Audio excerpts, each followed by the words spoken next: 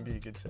Hello and welcome to UMass Beyond the Classroom, the show where we talk to UMass faculty, staff, and students about their work and lives outside of the classroom.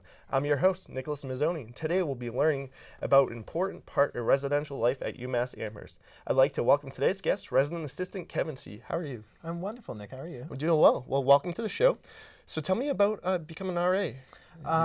Being an RA is awesome. It's I've been an RA for 3 years and I've loved every second of it.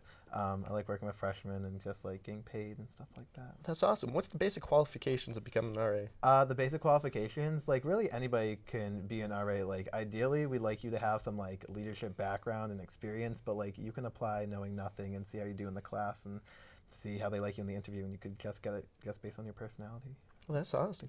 Can you describe the process involved in becoming an RA? Yeah, so you have to take the RA core class, which is like a 1-credit like seminar class, and it's 9 weeks, and you have to get above an 80 on that. So if you don't fail that class, and if you do well in the application, then they may select you for an interview, and then you go from there. So is the job training pretty much taking that class, or what else is involved in the training? Like the training, like after you become an RA? Yeah. So yeah, that you show up to UMass like 2 weeks before students get here, and you have intensive 2-week training. It's 8 hours a day, every day, on the weekends too, and you just sit in like workshops and like listen to UMass tell you about things. Oh, that's exciting, kind of. Was Yeah. it a good time, the class? Yeah, I mean, the class is a good time. I mean, I teach the class now, and Sarah's one of my students in the class. Oh, really? Yeah. So I think that's why I'm here today.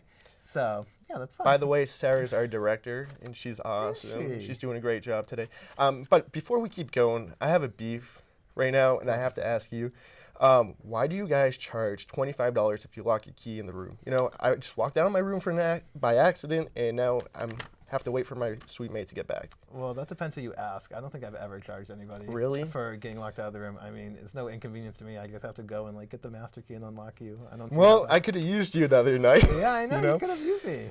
Well, I wish there's more RAs like you around. Honestly. All right, I got another question for you. Does your major relate to the position? What originally pushed you to become an RA? Yeah, that's a super good question. So like originally I was a math major, which has nothing to do with being an RA. And then I became a communication major and like picked up this RA job. And like I didn't think they would relate, but like communication relates to RA life like a ton. Like the social justice stuff that we learn here in the comm department, like it's directly like correlated to like what we do as RA. So yeah, and like talking in general, like that's all you do as an RA is talk. That's awesome. You love talking, don't you? I do love talking. I could tell. So, well, is that your favorite thing about the position? Getting to talk. Yeah. Or anything else? My favorite part of the position is probably that like I get to get people in trouble. So like not a lot of people can get me in trouble. So, I mean that's a lot of freedom, and like getting a single to myself for free is awesome as well. That's awesome. I love living the single life. Well, you know what I mean. I living do know in the what you single. mean. How important are your relationships with your co-RAs and students to the demand of work? I mean, the relationships with my co-RAs aren't like super important. Like, there's some co-RAs like I don't like now, but what's really important to me is the relationship I have with my students. I love my residents to death. They're like my support system. I call them my babies, my children. Yeah, they're like the cutest things ever. And I always have freshmen, so it's not like weird. They don't think it's weird. They love it when I call them my babies. Yeah. That's pretty awesome. Are there ways this job has been challenging for you? Oh, absolutely. Res life is like a hierarchical, bureaucratic like system, like any other system, and it's like hard to live in like systems sometimes, as we all know. So yeah, sometimes like just like the upper bullshit just like brings you down. Yeah. Something most people might not suspect, but about the position. Tell me something about people won't know about the position. That like I think a lot of times there's a misconception that like RAs like writing kids up. Like I hate writing kids up. It like takes away from my time. Like then I have like a bad rapport with that student, and just like it's a lot of like paperwork and like meetings and things like that. So we don't like writing anybody up. So. How many kids have you written up so far becoming an RA? I've been an RA for 3 years, so you probably expect a lot, but I've written up maybe like 20 kids, which isn't a lot because some people write up like 20 kids in one night. So like that's insane. Yeah, so over 3 years, like 20 kids is not a lot at all. But yeah. What lifestyle changes did you have to make once you became an RA? These are good questions. So like I guess you have to be, so you're like a live-in student staff member, so like you live in your job and you have to be as good of a role model as possible.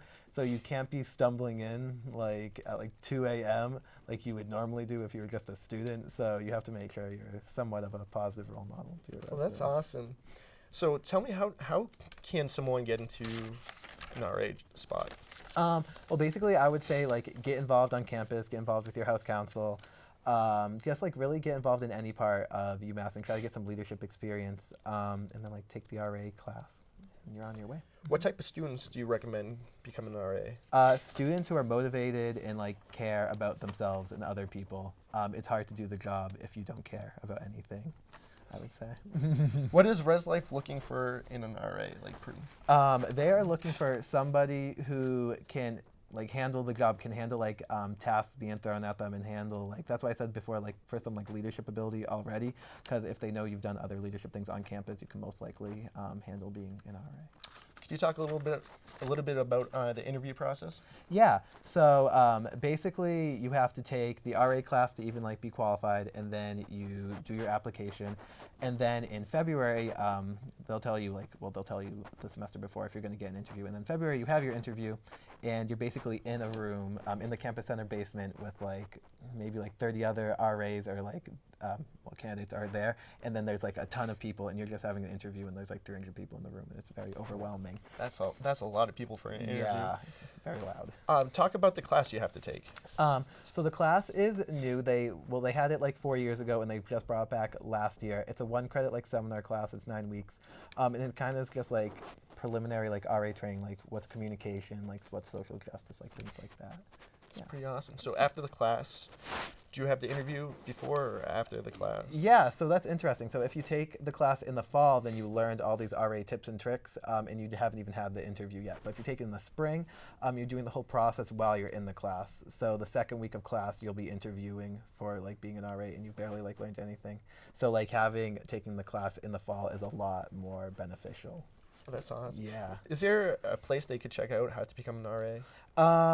Yeah, I mean, you can look on like the UMass like Res Life website, I guess, but like talking to your RD and talking to your RA is definitely the best route to go because they have all the information. Well, do you ever plan on becoming an RD?